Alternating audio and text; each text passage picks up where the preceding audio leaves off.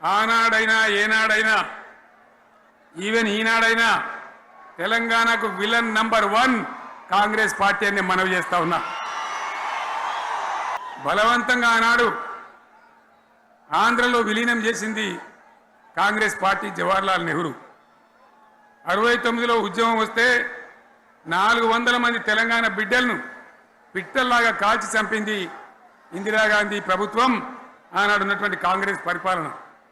మళ్ళీ 2001 నుంచి మనం విజృంభిస్తే నంగనాచిలాగా ఇదే కాంగ్రెస్ వచ్చి మన బలాన్ని మన ఊపును చూసి పొత్తు పెట్టుకొని తెలంగాణ ఇస్తామని నమ్మబలికి మనతో పొత్తు పెట్టుకున్నది కూడా మీరు చూసినారు. మళ్ళా ఎగ్గొట్టే ప్రయత్నం చేసినారు, 14 ఏళ్ళు ఏడిపించినారు. అది మీ అందరికి తెలుసు.